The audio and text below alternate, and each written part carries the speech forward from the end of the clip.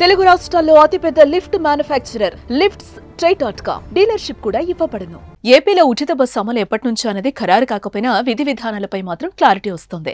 కర్ణాటక, తెలంగాణలో అమలయ్యే విధానానికి కాస్త డిఫరెంట్ గా ఏపీలో అమలు చేయాలని చంద్రబాబు సర్కార్ భావిస్తోంది. అందుకే కాస్త లేట్ అయినా లేటెస్ట్ గా అమలు చేసేందుకు కసరత్తు జోరుగా సాగుతోంది. తాజాగా శాసనమండలి వేదికగా గుమ్మడి సంధ్యారాణి ఉచిత బస్సు పథకంపై చేసిన కీలక ప్రకటనతో ఓ క్లారిటీ వచ్చినట్లయింది.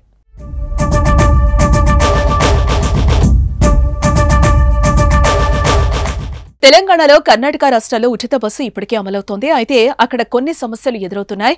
రాష్ట్రం మొత్తం ఉచితంగా ప్రయాణం చేసే అవకాశం ఉండడంతో మహిళలతో బస్సులు కిక్కిరిసి ప్రయాణిస్తున్నాయి. పుణ్యక్షేత్రాలకు, విహారయాత్రలకు ఎక్కువగా వెళ్తున్నారు. అదేవిధంగా ఉద్యోగాలు చేసే మహిళలు ఆటోలను, క్యాబ్లను వదిలేసి ఆర్టీసీ బస్సుల్లోనే ప్రయాణం చేస్తున్నారు. దీంతో పురుషులు సీట్లు దొరక్క ఇబ్బందులు పడుతున్నారు. అంతేకాదు ఆటో డ్రైవర్లు కూడా ఆదాయాన్ని కోల్పోయి ఆవేదన వ్యక్తం చేస్తున్నారు. ఆయా రాష్ట్రాల బడ్జెట్పై ఫ్రీ బస్ పథకం ఎఫెక్ట్ చూపిస్తోంది. ఉచిత బస్సు హామీతో ఆర్టీసీ ఆదాయానికి భారీగా గండిపడి ప్రభుత్వానికి గుదిబండగా మారుతోంది.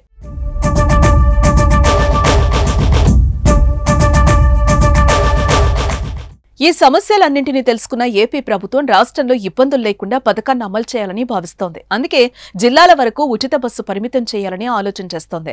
ఈ మేరకు శాసనమండలిలో మంత్రి గుమ్మడి సంధ్యారాణి వెల్లడించారు. శాసనమండలిలో బడ్జెట్పై జరిగిన చర్చ సందర్భంగా వైసీపీ సభ్యులు పివి సూర్యనారాయణరాజు శాసనమండలిలో గురువారం ఈ అంశాన్ని లేవనెత్తారు. ఉచిత బస్సు పథకం ప్రవేశపెడితే అన్నవరం నుంచి తిరుపతి వెళ్లేందుకు మహిళలు ఎదురుచూస్తున్నారని అన్నారు. మంత్రి సంధ్యారాణి జోక్యం చేసుకుని ఉచిత బస్సు జిల్లాలకే పరిమితమని సమాధానం చెప్పారు.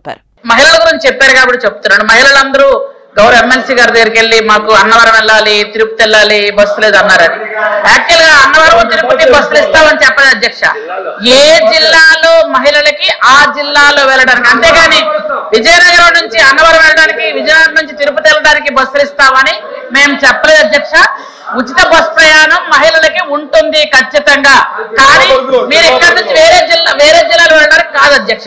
అది క్లారిటీ మీకు ఇస్తుంది. మంత్రి సంధ్యారాణి చేసిన ప్రకటనతో ఓ క్లారిటీ వచ్చేసింది. కేవలం జిల్లాల్లో ప్రయాణం చేసే మహిళలకు మాత్రమే ఉచితమని తెలిపోయింది. ఎవరైనా జిల్లాలు దాటి రాష్ట్రంలో తీర్థయాత్రలు, పుణ్యక్షేత్రాలకు వెళ్లాలంటే టికెట్ తీసుకోవాల్సిందే. ప్రభుత్వం తీసుకున్న ఈ నిర్ణయాన్ని పలువురు ప్రశంసిస్తున్నారు. ఇది మంచి ఆలోచన అంటూ తమ అభిప్రాయాన్ని వ్యక్తం చేస్తున్నారు. రాష్ట్ర వ్యాప్తంగా ఉచిత బస్సుంటే కర్ణాటక, తెలంగాణల సమస్యలు తప్పవని అంటున్నారు. ఇక ఈ పథకాన్ని వీలైనంత తొందరగా తీసుకురావాలని సర్కారు యోచిస్తోంది. ఈ మేరకు అన్ని ఏర్పాట్లు జరుగుతున్నాయి. ఎన్నికల్లో ఇచ్చిన హామీలను ఒక్కొక్కటిగా నెరవేరుస్తున్న కూటమి సర్కార్ ఉచిత బస్సు అమలుకు సర్వం సిద్ధం చేస్తోంది.